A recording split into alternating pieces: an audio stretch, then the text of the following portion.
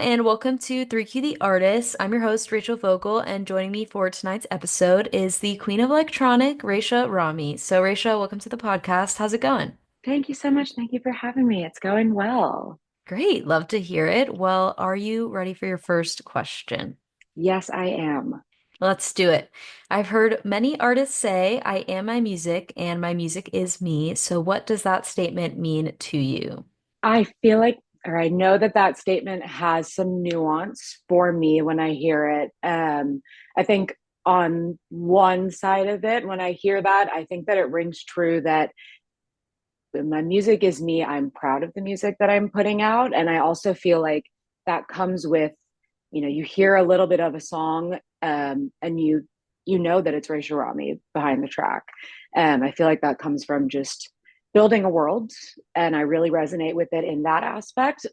I also fall on, I think, the end of a spectrum in terms of like who my artist image and character is in relation to who I am just as a day-to-day human. I really lean into the idea of like that Sasha Fierce character that you have, and everything that REYSHA is a like hyperbolic version of who I am. And so to that extent, I almost feel like it's a 180 flip of the things that I say in my music or the way that I present as an artist is like the most confident, badass, bad bitch version of me that if she could exist every day of my life, that would be amazing. But I live in this timeline and I touch this grass. And so it comes in flavors. So I don't tend to like write music about my day-to-day experiences as much anymore. I used to earlier on, just figuring out what kind of music I wanted to make. But I've found a really happy medium of like what we might call like escapism, or just what feels like surrealism to me of, yeah, just putting real life on steroids. And like, what does that sound like in electronic music?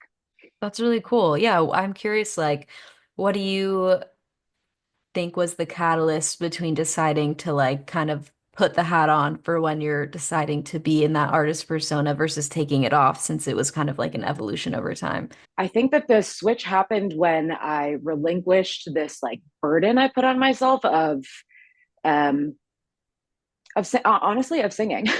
Like I feel like singing in my music was really stressing me out. Like it was not fun for me to be be doing that on the mic for better or for worse. I mean, I my background is singing and I love singing, and I listen to a lot of music that is just because like the melody just gets stuck in my ear and I love it.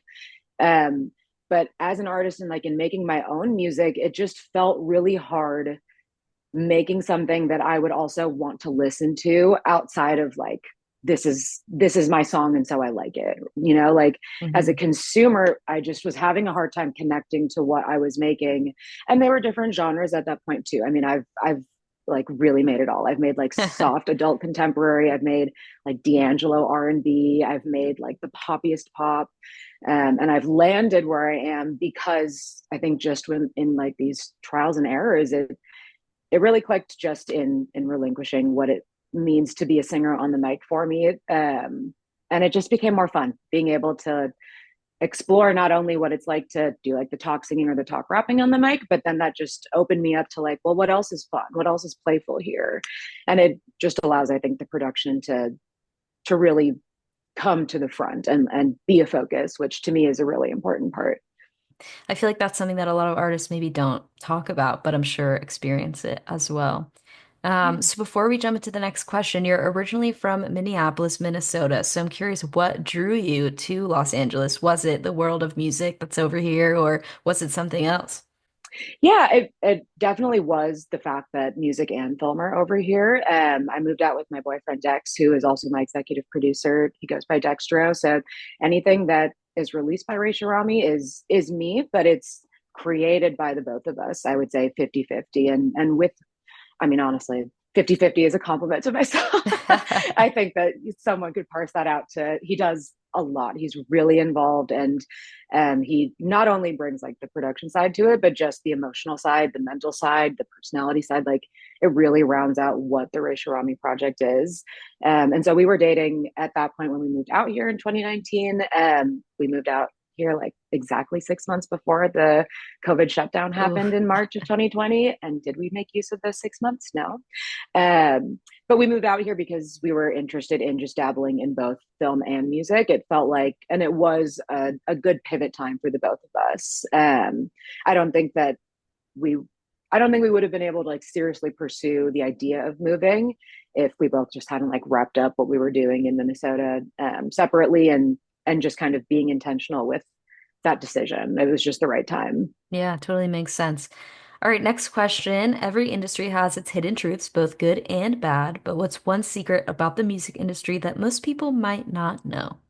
Okay, I have one that I think is more of like a secret, and then I maybe have one that's maybe more of an opinion, but Let's I'll do hear the secret one. it.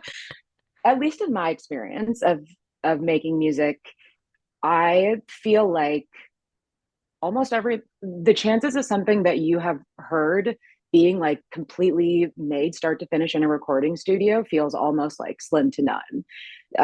I think the only times that I have done a music session in an actual like not just a studio in someone's home, but going to a recording studio is when we don't know each other at all, and neither of us or no one in the room had involvement in scheduling the session. So if it was more of like on the manager's ends of setting that up, or I mean, I think that's like the only time I've been in a recording studio. I mean, it's just it's so easy to make things at home. It feels so much more like personal, I think, to be able to go into someone's space and to just get to know them like that. I think that it also, I don't know, it feels less formal. The one nice thing about a studio is you have like a hard end time if, if that is something that needs to happen. But outside of that, I mean, I think we can even see on social media too, like we see artists in someone's bedroom or in someone's Yeah. living room and in their studio, and just feels fun. I feel like that is part of the like the barriers have kind of come down. Not kind of, they've definitely come down in entering this industry. And that's a really positive way, I think, of like we just made it more personable. Yeah. What advice do you think you would give to an up and coming artist who maybe started where you started, that's kind of getting into the world now and curious about how they can reach out to artists and collaborators and get involved? Do you think it is just like through the cold DM nowadays? Gosh, I don't know, because I feel like even like social settings don't feel like an actual networking opportunity. Like it hmm feels like, I'm going to get to know you, and maybe we're going to hit it off as friends, and maybe that will lead to something professionally. But I personally have a hard time like networking in social settings. If we are not already like doing a session, or if someone hasn't introduced us with that nature already embedded in the dynamic, um, I've had a hard time. I can imagine that it would be still hard for someone to kind of broach that subject. I've definitely sent the cold DMs. I've definitely had the cold DMs sent to me, and sometimes it pans out and sometimes it doesn't. I would say though that when it doesn't pan out, at least on my side, that never has anything to do with the person that reached out. It's more of like I just freaking like forgot to respond, and now it's been too long to be like, Right. hey, sorry, I left you on red for 2 months. But in terms of like advice for other artists, I think the thing that I would tell myself, so maybe that would be what I would say, is just like be open to what other directions there could be. I've definitely struggled, and I can still struggle with stubbornness and obstinance, especially working with my boyfriend. Like he's the easiest person to say no to, but he has really good ideas most of the time. And I think since being receptive to new directions, new influences, just new ideas, and knowing that like just because you make something doesn't mean you ever have to do anything with it. You can do something down the line, or you can also just be like, another song will be created soon. So there's not so much weight on each individual song. I think that that just frees a lot of us from what can feel like an abstract, but still somehow really restricting, uh, just like headspace to live in. Final question. As you look ahead to the later years of your life, imagine you're being interviewed about your career and your personal journey. What would you hope to be able to say about each? Ooh. On my career, I hope that there is a catalog, like a deep catalog of music that whether I'm proud of it down the line or not, that someone could find me in 10 years and be like, this is cool. And then be like, oh my God, there is so much music that I can just go down this rabbit hole. I hope that I never stop this consistent releasing that I've become really comfortable with. And I hope that I'm working with, or I'm at least like still very close with the people that I work with now, whether we decide that, we go in different creative directions or not. I mean, I hope and I know that like I will be working with Dex throughout my career. And I just hope that even on like the visual and other audio side, I really value loyalty, especially in such a limbo kind of industry. I think that having the relationships and long-term relationships is really like all we can do on our end to feel maybe spiritually or mentally fulfilled. And so that would be on the career side. I just hope that I have stayed true to what I know my values are. And then on the personal side of that, I mean, that feels kind of personal as well, but I still hope that I can listen to something. And actually, no, I hope that I can hear other people's music and be like, you were influenced by this. And this is awesome because I wasn't influenced by myself. That means we were both influenced by like Prodigy, or we were both influenced by Sebastian or something, like we both are coming from the same roots, whether we know it or not. I just think that it's really cool to trace the genealogy of where influences are coming from. So, but that's career wise. So It all maybe, meshes, you know. maybe my personal goal is I have a hobby. I don't know. That'd be Hey, good. I'm sure you do. I'm sure you do. That's awesome. Yeah, I think that's a really cool perspective. Well, thank you again for being on the podcast. Pleasure to have you on.